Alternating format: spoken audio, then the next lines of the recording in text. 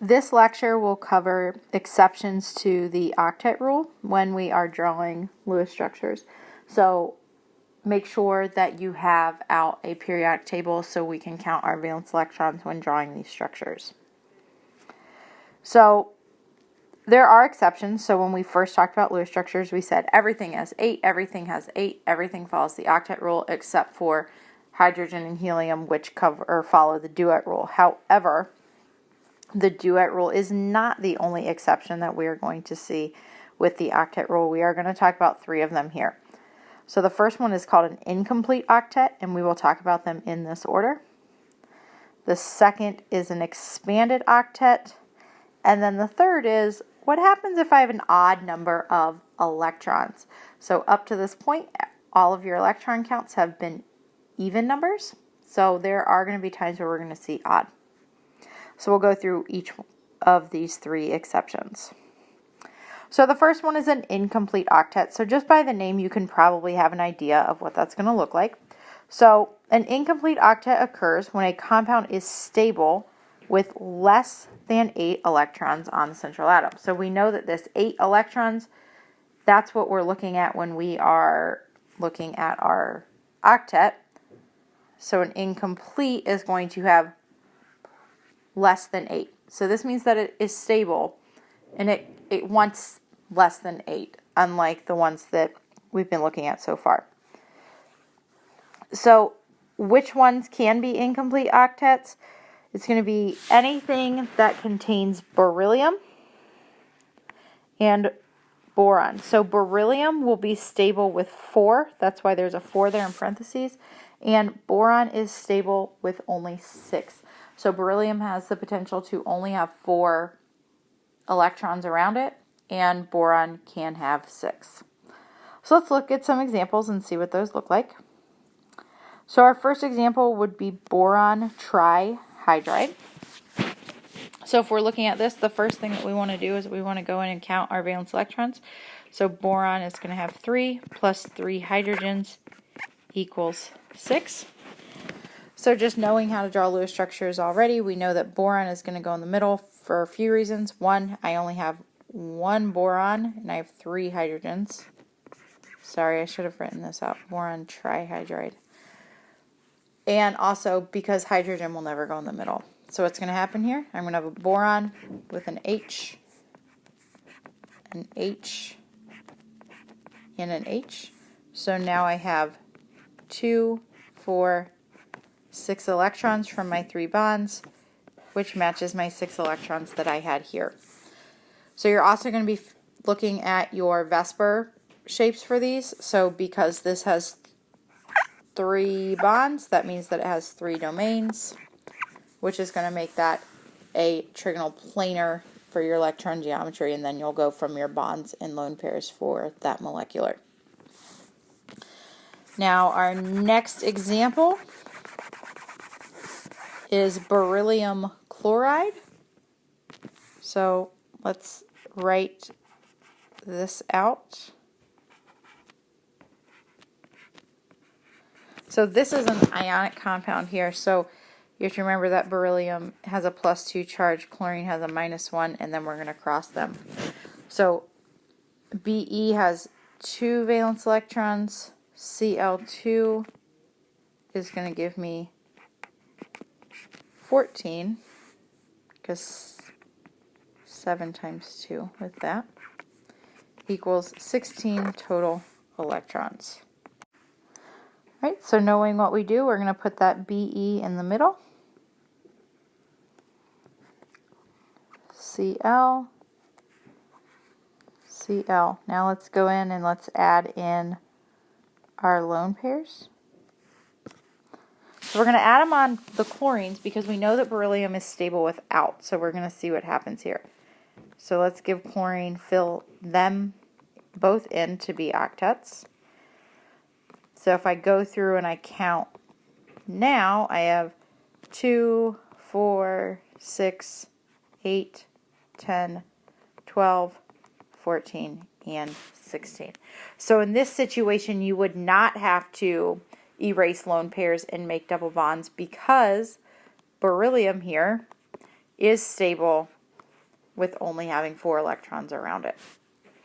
So recognize beryllium and boron as those that you do not have to fill in as octets from the beginning. So these are your examples of incomplete octets. The next thing we're going to look at is expanded octets. So just looking at the name, we can kind of guess what that's going to look like. So an expanded octet will occur when a compound is stable with more than 8 electrons around the central atom. So I can have 10, I can have 12. Can get a little crazy after that, but that can happen. So this can be a little bit tricky, so you want to make sure you have your periodic table out here. So compounds that have a central atom, so whatever your central atom is, if that central atom is in the 3rd period or lower, so the 3rd period, the 4th period, the 5th period of your periodic table, then it can hold more than 8 electrons. It's way too big. Then it can hold more than 8. So if it is not in the 3rd period or lower, it cannot hold more than 8 electrons. So one of the reasons is because there is a lot of space in these. So those elements, as they get larger, have a little bit more space in them, so we can fill in more electrons around that center. So really, really super, super important for you to know. I would suggest writing it down, coloring it, drawing it, marking it somewhere on your periodic table. If you're confused about what this location might look like, please come and see me, and I will help you to mark it on your periodic table so you know that you are using this rule appropriately. All right, so let's take a look at some examples.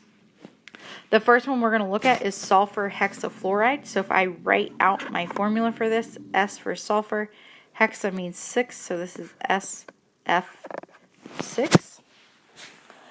So now if we go through and we do our valence electron count, sulfur is 6 plus each fluorine is 7 times 6. So I have 6 plus 42 to give me a total of 48. All right, so we should have 48 valence electrons on here. So same rules are going to apply when determining what is going to go in the middle. I don't have a carbon, so it's not going to be that, but I do have a single element, and that's sulfur. So my S is going to go in the middle. And then coming off of my S, I'm going to have 1, 2, 3, 4, 5, 6 Fs. All of them are going to go here. And then what I have to do is now I'm going to have to go in and I'm going to have to give all of those Fs octets, because now they are going to fill in with what they have remaining, because they each need to have 8.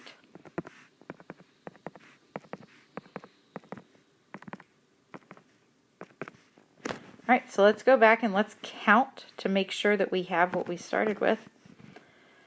So we have 2, 4, 6, 8, 10, 12, 14, 16, 18, 20, 22, 24, 26, 28, 30, 32, 34, 36, 38, 40, 42, 44, 46, and 48.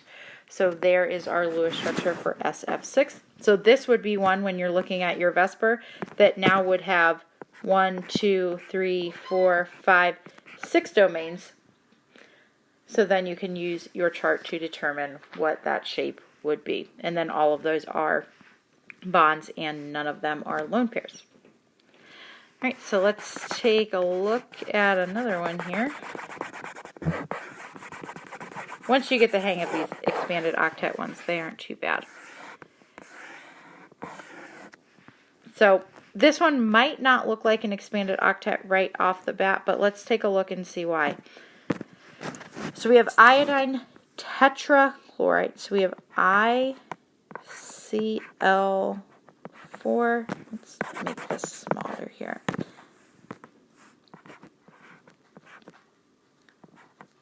ICl4. So I has 7 plus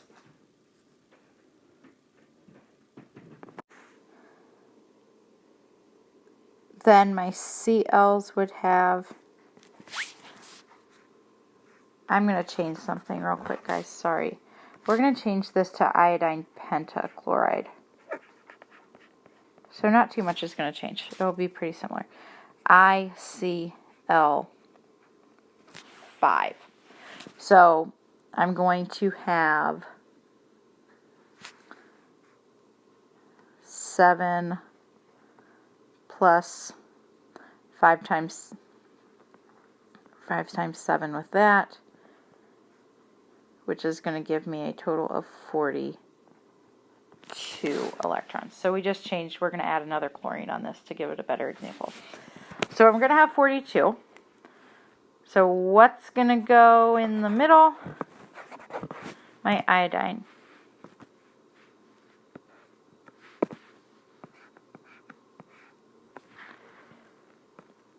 And then from there, I'm going to have 1, 2, 3, 4, 5 chlorines. Cl, Cl, Cl, Cl, Cl. So remember, all of our iodine here can hold more than 8. That's our expanded octet part here. So let's go in and let's add our electrons to chlorines.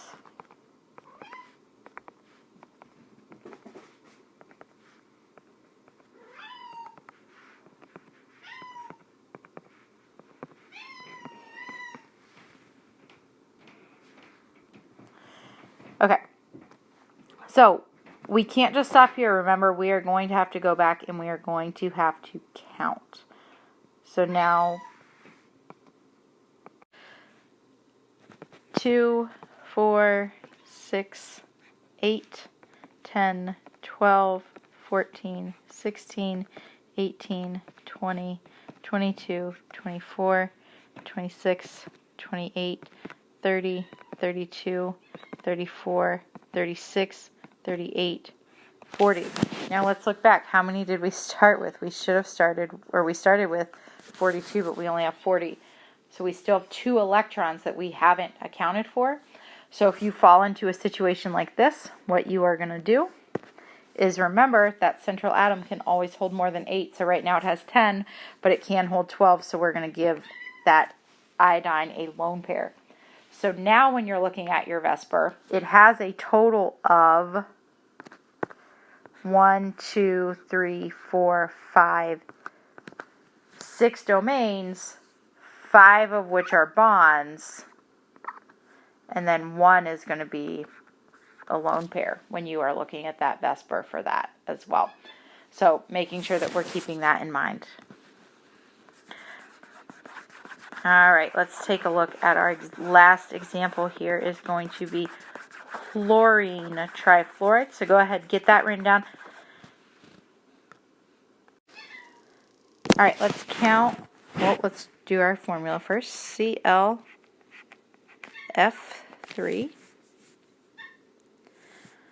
So that's going to be 7 plus 7 times 3, which is going to give me a total of 28. All right, so what goes in the middle? The one we only have 1 of, so Cl is going to go in the middle, and then we're going to have a fluorine, and a fluorine coming off there. Now, what you want to remember is everything will want an octet. So we're going to give this chlorine an octet because we don't know right off the bat that it's going to be expanded. We only know that because it's an example. So let's give our fluorines an octet. And then let's also give that chlorine, actually it's expanded already, give that one an octet as well. So you have 6 from the bond, and then we'll give it 1 more as a lone pair. Now let's go back and count. We're looking for 28 electrons. Let's see how many we have. 2, 4, 6, 8, 10, 12, 14, 16, 18, 20, 22, 24, 26. So I have 2 more. So what has room to hold them? My central atom. So I'm going to put a lone pair on my central atom. And now it has 28. So remember, if you have extras, you can always put them on your central atom. So just keep that in mind. So if it's something that falls into that category of being able to have an expanded octet, if it falls in that 3rd period or below, always throw those extra ones on there because it can hold on to them. All right, so our last one that we're going to look at, and we're not going to talk about this too much, is an odd number of electrons. So this is very, very rare. You're not going to see this very often because electrons like to be in pairs. They are in pairs when they're in a bond. They like to be in a pair when we have our lone pairs. So we're not going to see this in very many situations. So this is just an occasion where there's an odd number of electrons when you are drawing your Lewis structure. So you aren't going to have a pretty number like 42 or 24 or 26 even. That works out nicely. So you're going to see something that's odd. So our first example here is chlorine dioxide. So if we're writing out our formula to start, that's ClO2.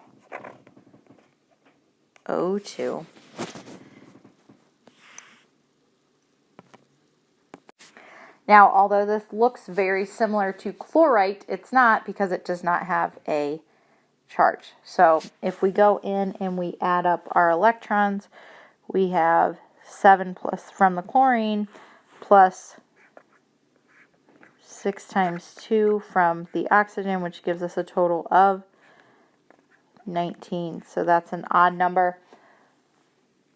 So that's not really ideal, but we'll work with it anyway. So our Cl is going to go right in the middle. And then our O's are going to come off.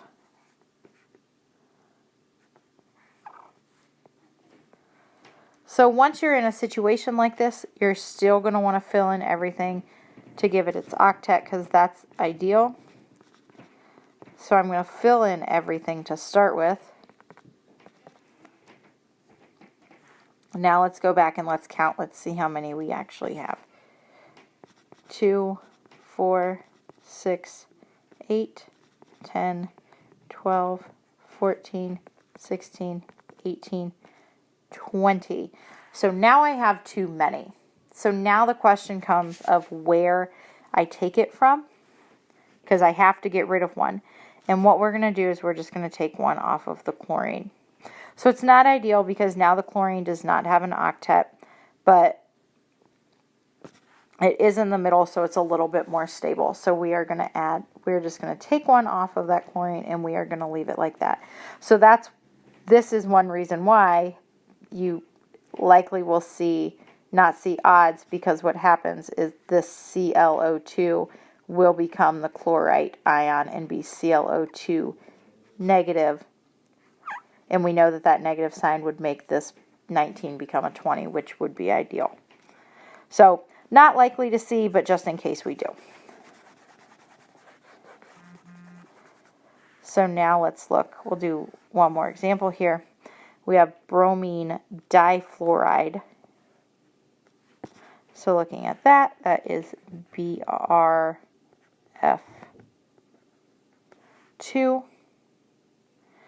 So we have 7 from the bromine, and then we have 2 times 7 from the fluorine, which is going to give me a total of 21. So now looking at this one, what's going to go in the middle? We're going to start with the bromine because we only have one of that.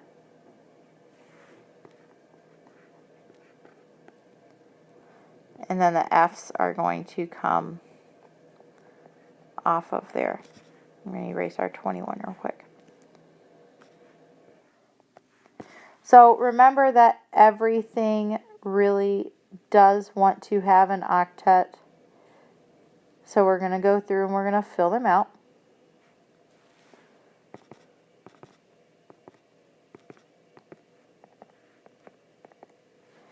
So now let's go back and count how many do we have here. 2, 4, 6, 8, 10, 12, 14, 16, 18, 20. Now, if we stopped here and didn't check our original number to see what that was, we'd say, oh, we're good to go, right? Because this fluorine right here, the one on the left here, this has an octet. We'd say this bromine has an octet, and we would say that this fluorine has an octet. So really, everything looks fine, right? However, I need 21 electrons, and I only have 20.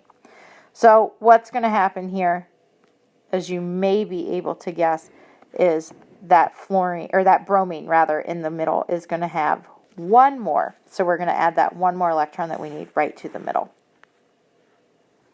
So just some situations, not going to see these very often, but just know that that central atom that you have is now you're able to remove one if you need to, or you're able to add one if you need to make sure that you're matching your electron count. So once again, always start with your electron count and make sure that's how many that you have at the end. So you got to make sure that those equal out. So go ahead, try some practice problems. When you do your practice problems, not everything is going to be an exception. You will have some that are true octets. You will also see some that are multiple bonds. And then you'll see some incompletes, and you'll see some expanded, and you may even see one with odd numbers. The idea here is that now you've seen all types of Lewis structures, and you've drawn them all. So now you should be able to identify where you need to go when drawing each one. So go ahead and give those a shot, and let me know if you need any help. Good luck.